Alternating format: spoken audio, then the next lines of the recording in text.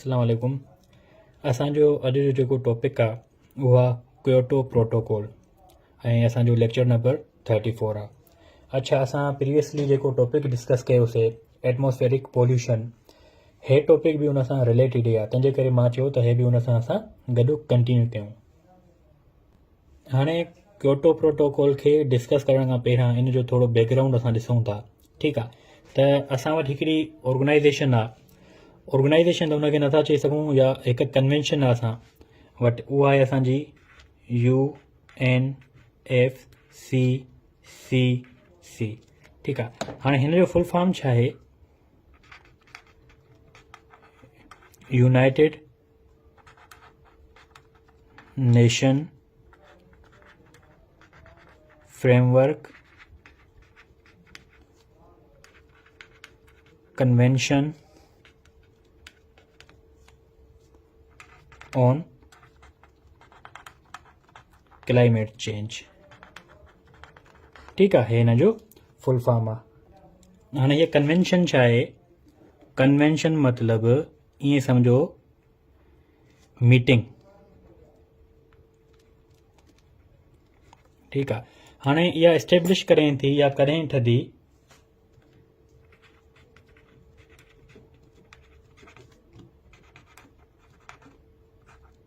इहा असांजी 1992 में ठदी। ठीकु आहे, हीअ एस्टेब्लिश थी 1992 में, पर हिन कम कॾहिं खां करणु शुरू करे छॾिया, मतिलबु हिन हे इन्फोर्स करें थी, इन्फोर्स्ड इन 1994। ठीकु आहे, हीअ ठदी हुई 1992 में, पर हीअ एक्टिव कॾहिं थी, हिन कमु परफॉर्म कॾहिं खां शुरू करे छॾिया, उहो असांजो ईयर 1994। हाणे UNFCCC इहा आहे छा? ॾिसो, हाणे 20th सेंचुरी जे एंडिंग में, या ईअं चऊं त 20वीं सदी जे आख़िर में, जॾहिं दुनिया आस्ते आस्ते तरक़ी करणु लॻी ऐं जेके बि डेवलप्ड कंट्रीज़ आहिनि, मतिलबु जेके बि वॾियूं वॾियूं कंट्रीज़ आहिनि, डेवलप्ड कामयाब तरीन जेके बि मुल्क आहिनि, त उन्हनि बि छा कयो, इंडस्ट्रीज़ जो यूज़ करणु वधाए छॾियो। हर मुल्क नयूं नयूं इंडस्ट्रीज़ हणंदो हुयो, जंहिंजे नतीजे में छा थींदो हुयो त असांजूं जेके बि गैसिस आहिनि जेके असांजे एटमॉस्फेयर खे ख़राबु कंदियूं हुयूं, उन्हनि जो परसेंटेज असांजे एटमॉस्फेयर में वधणु लॻो ऐं असांजो जेको क्लाइमेट आहे उहो ख़राबु थियणु लॻो। हाणे उन्हनि जे नतीजे में असांजी हीअ UNFCCC इन्फोर्स थी। हाणे हिन जो मक़सदु छा हुयो त असां कुझु अहिड़ा एक्शन खणूं उन्हनि कंट्रीज़ जे ख़िलाफ़ जेके कार्बन इमिशन जो वधीक यूज़ था करनि, या उन्हनि जे ख़िलाफ़ जेके बिना कंहिं रोक टोक जे इंडस्ट्रीज़ जो यूज़ करनि था ऐं असांजे एनवायरनमेंट खे ख़राबु था करनि। उन जे नतीजे में असांजी UNFCCC इन्फोर्स थी 1994 में, ऐं इहा एस्टेब्लिश थी 1992 में। हाणे उन ॾींहं खां वठी करे अॼु ताईं 2024 ताईं हर साल जेके बि कंट्रीज़ मेंबर आहिनि हिन UNFCCC जा, जेके बि मेंबर्स आहिनि, उहे हर साल हिकिड़ी मीटिंग रखंदा आहिनि। उन मीटिंग में डिस्कस कंदा आहिनि त हाणे क्लाइमेट जी कंडीशन छा आहे, छा असां जेके एक्शन्स खणूं था उन जो को फ़ाइदो थियो आहे, छा कार्बन इमिशन उहा घटि थी आहे, जेके कंट्रीज़ आहिनि उहे असांजो जेके बि ॿुधायल प्रोटोकॉल्स आहिनि उन्हनि ते अमल करनि था या न। हर साल इन्हनि कंट्रीज़ जी मीटिंग थींदी आहे। हाणे इहा जेका मीटिंग थींदी आहे इनखे असां चवंदा आहियूं COP जो फुल फॉर्म छा आहे?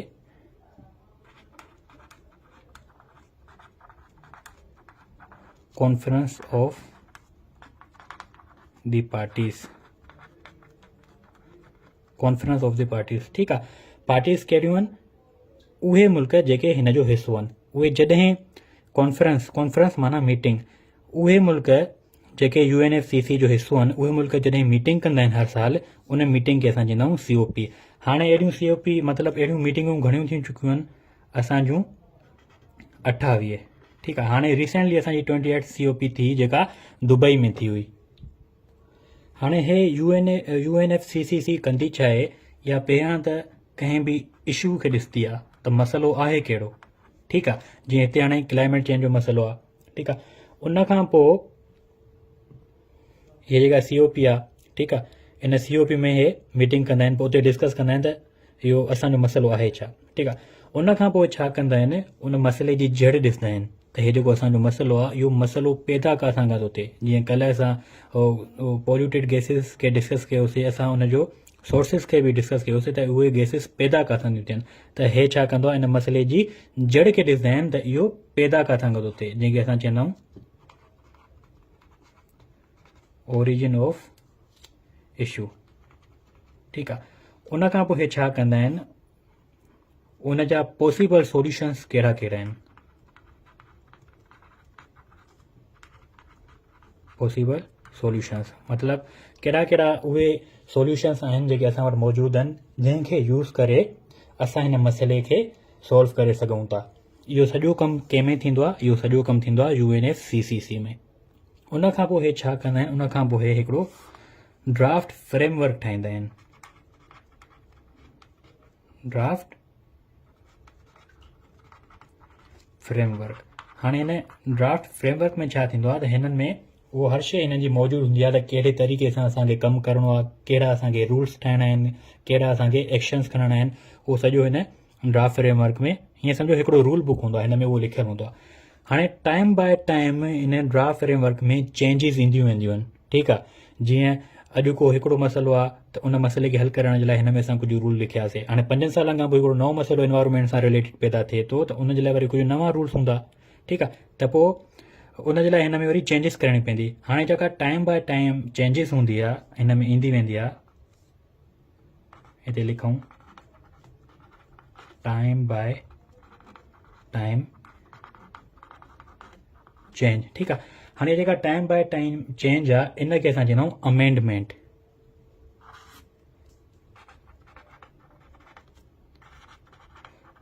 अमेंडमेंट, ठीकु आहे। हाणे इन अमेंडमेंट खे ई असां चवंदा आहियूं प्रोटोकॉल, इन अमेंडमेंट खे असां चवंदा आहियूं प्रोटोकॉल। हाणे प्रोटोकॉल जी लिटरल मीनिंग छा आहे, इन जी मीनिंग आहे,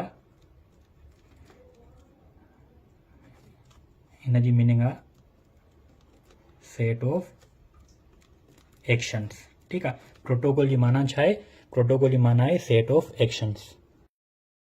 हिन खे असां क्योटो प्रोटोकॉल छो चवंदा आहियूं, प्रोटोकॉल त सम्झ में अची वियो छा हूंदो आहे। क्योटो असां हिन खे छो चवंदा आहियूं, छो त क्योटो जापान जे शहर जो नालो आहे, ठीकु आहे, प्लेस इन जापान, जाते हे प्रोटोकॉल ठहियो हुयो उहो क्योटो में ठहियो हुयो जेको जापान में आहे, तंहिंजे करे हिनखे असां उन शहर जो ई नालो ॾींदा आहियूं क्योटो प्रोटोकॉल। हाणे हे जेका असांजी UNFCCC आहे, इन UNFCCC में असांजा इलाही प्रोटोकॉल्स आहिनि। हिकिड़ो मसइलो आहे उन मसइले जे लाइ अलॻि प्रोटोकॉल्स आहिनि, मतिलबु सेट ऑफ एक्शन्स आहिनि। ॿियो मसइलो आहे उन मसइले जे लाइ अलॻि सेट ऑफ एक्शन्स आहिनि, ठीकु आहे। अहिड़ी तरह जेको असांजो क्योटो प्रोटोकॉल आहे इहो बि कंहिं हिकिड़े मसइले खे हल करण जे लाइ जारी कयो वियो आहे। हाणे क्योटो प्रोटोकॉल कहिड़े मसइले खे हल करण जे लाइ जारी कयो वियो आहे, उहो मसइलो आहे reduction of green house gases, ठीकु आहे। ग्रीन हाउस गैसेस खे घटि करण जे लाइ जेके सेट ऑफ एक्शन्स जारी कया विया आहिनि UNFCCC में, उन्हनि खे असां चवंदा आहियूं क्योटो प्रोटोकॉल। अहिड़ी तरह वरी जेको असांजो ओज़ोन लेयर वारो मसइलो आहे, ओज़ोन लेयर डिप्लीट थींदी वञे जंहिंजे करे असांजी गर्मी वधंदी थी वञे, वरी उन मसइले खे हल करण जे लाइ हिकिड़ो ॿियो प्रोटोकॉल आहे जंहिंखे असां मॉन्ट्रियल प्रोटोकॉल चवंदा आहियूं, उहो बि असां डिस्कस कंदासीं। हाणे हे reduction of green house gases त कंदो आहे, पर हिन में बि हिन जो पार्टिकुलर गोल इहो आहे त रिडक्शन ऑफ कार्बन डाइऑक्साइड खे कयो वञे। छो त ग्रीन हाउस गैसेस में बि जेका वधीक में वधीक ख़तरनाक गैस आहे उहा आहे कार्बन डाइऑक्साइड। हाणे जेको असांजो क्योटो प्रोटोकॉल आहे इहो कॾहिं इन्फोर्स थियो, इनखे जारी कॾहिं कयो वियो उहो ॾिसूं त इहो असांजो थियो दिसंबर 1997 में, ठीकु आहे। ऐं इहो जेको प्रोटोकॉल आहे इन जा घणा मेंबर्स आहिनि, इन जा मेंबर्स आहिनि 192 पार्टीज़। हाणे 192 पार्टीज़ हर साल हिकिड़ी मीटिंग कंदा आहिनि, कॉन्फ्रेंस कंदा आहिनि कन्वेंशन कंदा आहिनि जेके असां चवंदा आहियूं COP। उन COP में न सिर्फ़ु हिन प्रोटोकॉल जे क्योटो प्रोटोकॉल जे बारे में ॻाल्हि कई वेंदी आहे, पर उन सां गॾोगॾु ॿिया जेके बि प्रोटोकॉल्स अची था वञनि UNFCCC में, उन सभिनि जे बारे में ॻाल्हि कई वेंदी आहे। ऐं हे जेको असांजो क्योटो आहे, इहो असां पहिरां हिते ॾिसी बि आयासीं, इहो असांजो आहे सिटी ऑफ जापान। इहो असांजो थी वियो। हाणे हिन प्रोटोकॉल में जेके बि रेस्पॉन्सिबिलिटीज़ आहिनि, जेके बि ज़िमेदारियूं आहिनि, उहे डिवाइड कयूं वयूं आहिनि। ठीकु आहे। हाणे उन्हनि रिस्पॉन्सिबिलिटीज़ खे इन्हनि हिकिड़ो नालो ॾिनो आहे, जंहिंखे असां चवंदा आहियूं कॉमन बट डिफरेंशिएटेड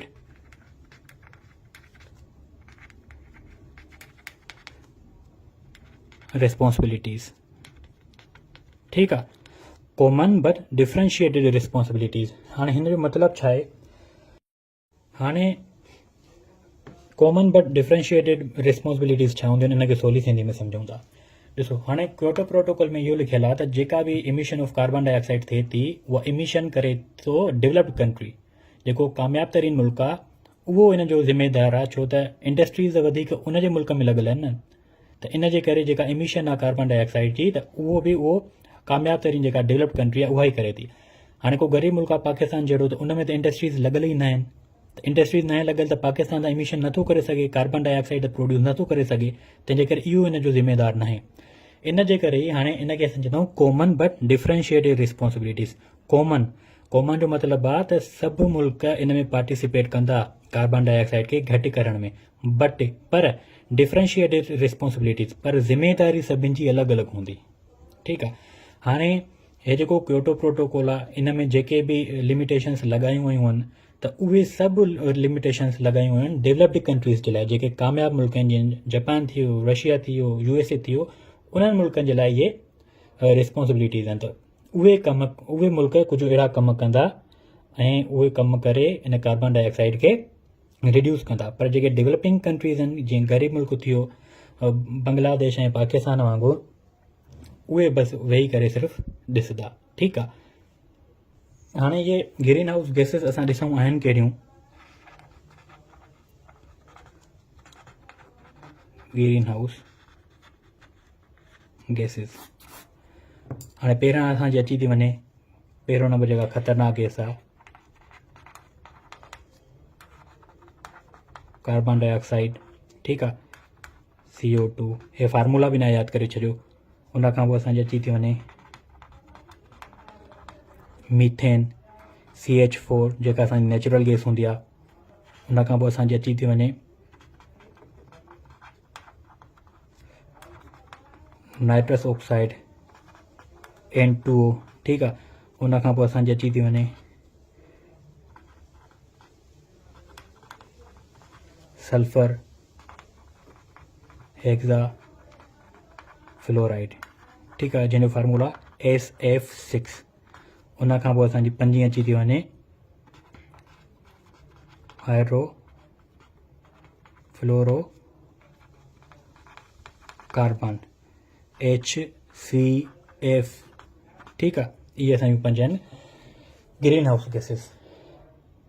हाणे हिन क्योटो प्रोटोकॉल जूं कुझु कमिटमेंट्स बि हुयूं, मतिलबु हिननि जा कुझु वाइदा बि कयल हुया त असां हेतिरे कम में या हेतिरे टाइम में हेतिरो कमु सरअंजाम कंदासीं। हाणे उन्हनि खे असां ॾिसूं था। इन्हनि जी पहिरीं कमिटमेंट आहे फर्स्ट कमिटमेंट।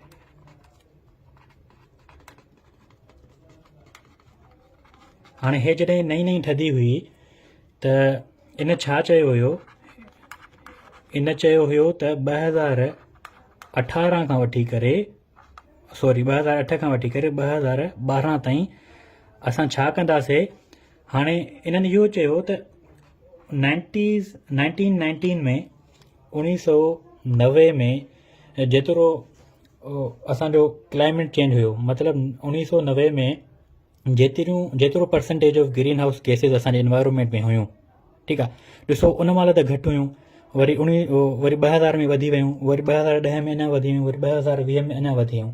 त त हिननि जो पहिरियों वाइदो पहिरीं कमिटमेंट इहा हुई त 1990 में जेतिरियूं ग्रीन हाउस गैसिस हुयूं असांजे एटमॉस्फेयर में उन्हनि जो 5% ताईं असांखे 2012 ताईं उनजे 5% ताईं असांखे उहे गैसिस घटाइणियूं आहिनि।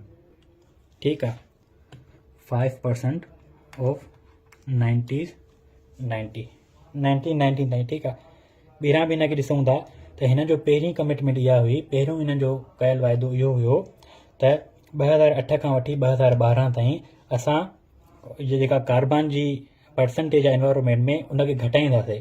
उनखे केतिरो घटाईंदासीं, असां उनखे 1990 जे 5% ताईं असां घटाईंदासीं। ठीकु आहे, अहिड़ी तरह हिननि जी ॿी कमिटमेंट इहा हुई त सेकेंड कमिटमेंट हिन जी इहा हुई 2013 खां 2018 ताईं असां छा कंदासीं, 1990 जे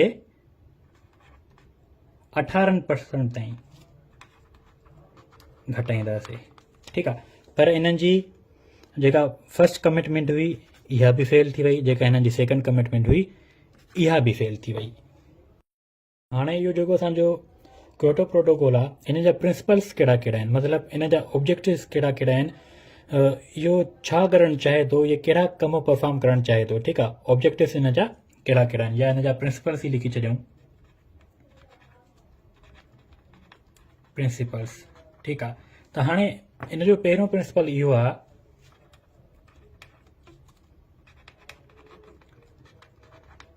commitment to reduce green house gases. ठीकु आहे, इन जो पहिरियों प्रिंसिपल इहो आहे त असांखे ग्रीन हाउस गैसेस खे घटि करिणो आहे। हाणे ॿियो हिन जो प्रिंसिपल इहो आहे त असिस्टेंस टू डेवलपिंग कंट्रीज़, मतिलबु असांखे डेवलपिंग कंट्रीज़ खे असिस्ट करिणो आहे। हाणे उहो कीअं कंदा उहो बि असां ॾिसूं था, पर हाणे हिन जो ॿियो प्रिंसिपल छा आहे,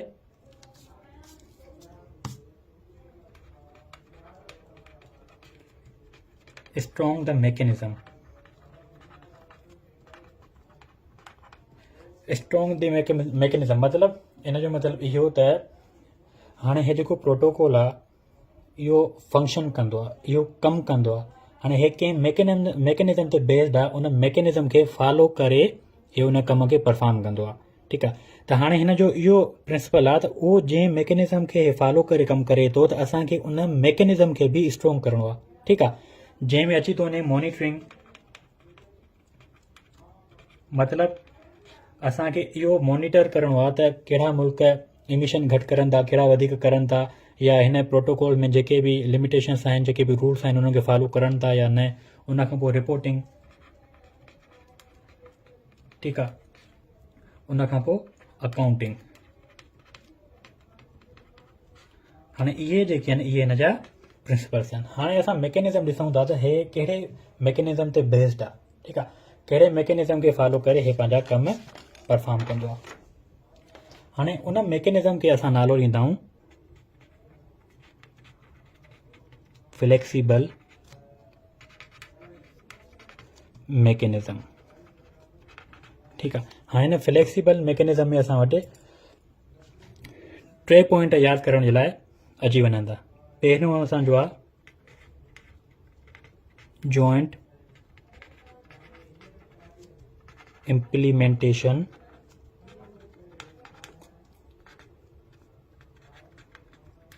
आर्टिकल 6। ठीकु आहे, ॿियो असांजो आहे क्लीन डेवलपमेंट मैकेनिज़म। ठीकु आहे, जंहिंखे असां चवंदा आहियूं CDM। इहो असांजो आहे आर्टिकल 12। टियों असांजो आहे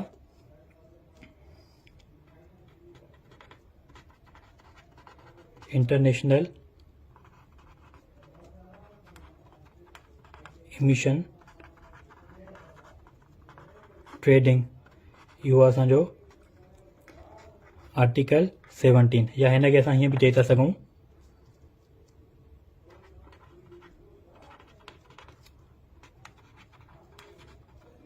carbon trading, emission of carbon trading,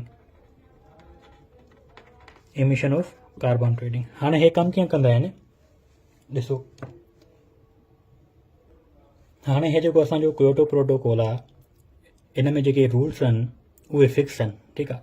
Kyoto protocol जे मुताबिक़ उन में फिक्स थियल आहे त जेका हीअ डेवलप्ड कंट्री आहे इहा हेतिरा परसेंट साल में कार्बन जी इमिशन करे सघे थी, ठीकु आहे। मतिलबु इंडस्ट्रीज़ में जेके फैक्ट्रियूं लॻल आहिनि उन मां जेका धुओं निकिरंदो आहे कार्बन डाइऑक्साइड, त उन ते लिमिट लॻल आहे त तव्हां हेतिरे लिमिट ताईं इन कार्बन डाइऑक्साइड जी इंडस्ट्रीज़ में इमिशन करे सघो था। अगरि हिन खां वधी वई मथे त पोइ तव्हां ते पेनल्टी आहे, ठीकु आहे। इहो हर मुल्क जो उते फिक्स थियल आहे। हाणे अहिड़ी तरह सपोज़ कयो, असां नंबर 3 खे असां पहिरियां ते डिस्कस कयूं था। हाणे सपोज़ कयो जेको रशिया आहे, ठीकु आहे, उनखे 200 यूनिट ॾिना विया आहिनि कार्बन जी इमिशन जा, त तूं 200 यूनिट ताईं कार्बन खे इमिट करे सघें थो पंहिंजी इंडस्ट्रीज़ मां, ठीकु आहे। अहिड़ी तरह वरी असांजो जापान आहे, सपोज़ कयो मिसाल आहे, ठीकु आहे।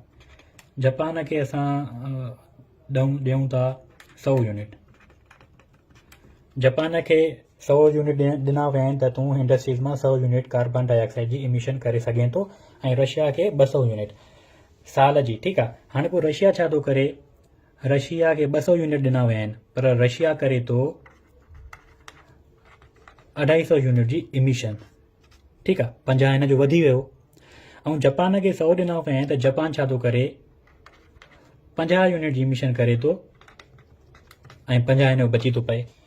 हाणे जेको असांजो रशिया आहे उनजो यूनिट हुयो 200 ताईं हे कार्बन डाइऑक्साइड जी इमिशन करे सघे थो, पर हे 50 हिन जो यूनिट वधी वियो।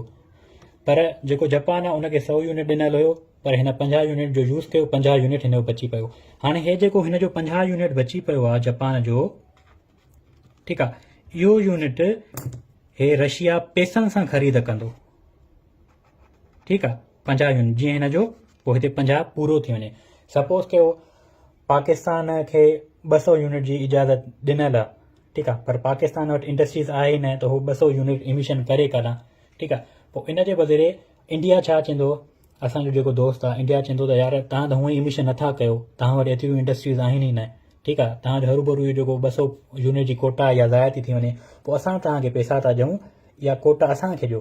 मतिलबु इहा इमिशन जी जेका कार्बन डाइऑक्साइड जी जेका इमिशन आहे इहा तव्हां असांखे इजाज़त ॾियो त तव्हांजे बदिरां असां इहा कार्बन डाइऑक्साइड इंडस्ट्रीज़ मां प्रोड्यूस कयूं, ठीकु आहे। इहो इनखे असां चवंदा आहियूं इंटरनेशनल इमिशन ट्रेडिंग। मतिलबु कार्बन जी जेका इमिशन आहे उनजी ट्रेडिंग थींदी आहे, वापारु थींदो आहे। हे जेको इमिशन ट्रेडिंग थींदी आहे इहा थींदी आहे बिटवीन टू इंडस्ट्रियलाइज्ड कंट्रीज़। मतिलबु उहे मुल्क इहा इमिशन जी ट्रेडिंग कंदा आहिनि जंहिं मुल्कनि में फैक्ट्रियूं आहिनि, जंहिं मुल्कनि में इंडस्ट्रीज़ आहिनि। हाणे CDA में ॾिसूं हिन में छा हूंदो आहे,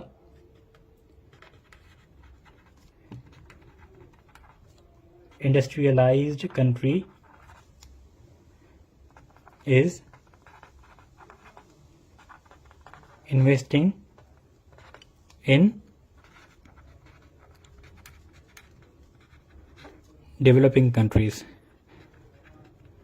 हाणे हिन CDA में छा थींदो आहे, आर्टिकल 12 जे मुताबिक़ त अहिड़ी तरह जेका रशिया आहे उनखे 200 यूनिट ॾिना विया आहिनि इजाज़त, उनखे एतिरी ॾिनी वई आहे पर हू 250 यूनिट जो इस्तेमालु करे थो, त पोइ हे जेको 50 यूनिट उन जो वधी वियो। हाणे पेनल्टी जे तौरु हो छा कंदो, जेतिरो 50 यूनिट इन वधायो ओतिरे जी इन्वेस्टमेंट कंदो कंहिं ग़रीब मुल्क में, डेवलपिंग कंट्री में, कंहिं ग़रीब मुल्क में ओतिरे यूनिट जी उते इन्वेस्टमेंट कंदो। जीअं ॾिसो पाकिस्तान भले ग़रीब आहे, ठीकु आहे, पर उन में बि हिकु ॿ इंडस्ट्री हूंदी जेका 50 यूनिट जी इमिशन कंदी हूंदी, ठीकु आहे। पोइ रशिया छा कंदो, पाकिस्तान में अची करे सोलर पैनल्स हणाईंदो, इन्वेस्टमेंट कंदो, त जीअं पाकिस्तान उहो 50 यूनिट जी इमिशन न करे, ठीकु आहे, त उन जे बदिरां पाकिस्तान खे उहो सोलर पैनल्स हणाए ॾींदो जीअं असां रिन्यूएबल एनर्जी जो यूज़ कयूं। छो त रिन्यूएबल एनर्जी असां जॾहिं यूज़ कंदासीं त उन मां असांजी 50 यूनिट जी इमिशन न थींदी। पोइ इहो 50 यूनिट वरी असांजे हिसे जो रशिया यूज़ कंदो, ठीकु आहे। हिन में छा थींदो आहे, जॾहिं को मुल्क पंहिंजे लिमिट खां मथे इमिशन कंदो आहे त उहा जेका लिमिट हुनजी वधी वई आहे उन लिमिट जेतिरो ई हो कंहिं ग़रीब मुल्क में इन्वेस्टमेंट कंदो आहे। ठीकु आहे। हाणे जॉइंट इम्प्लीमेंटेशन आर्टिकल 6 इहो बि सीडे वांगुरु ई आहे, हे ॿई सेम आहिनि, पर हिन में छा थींदो आहे, हिकिड़ो इंडस्ट्रियलाइज़्ड कंट्री जॾहिं पंहिंजी लिमिट खां मथे थी वेंदी आहे त उहा इन्वेस्टमेंट कंदी आहे इंडस्ट्रियलाइज़्ड कंट्री में। ठीकु आहे। मतिलबु हिकु डेवलप्ड कंट्री ॿिए डेवलप्ड कंट्री में, मतिलबु हिकिड़ो कामयाबु तरीन मुल्क ॿिए कामयाबु तरीन मुल्क में इन्वेस्टमेंट कंदो, पर सीडीए में हिकिड़ो कामयाबु तरीन मुल्क डेवलप्ड कंट्री हिकु डेवलपिंग ग़रीब मुल्क में इन्वेस्टमेंट कंदी। त हिन में इहो डिफरेंस हूंदो आहे। हिते पोइ बि लिखी था छॾियूं,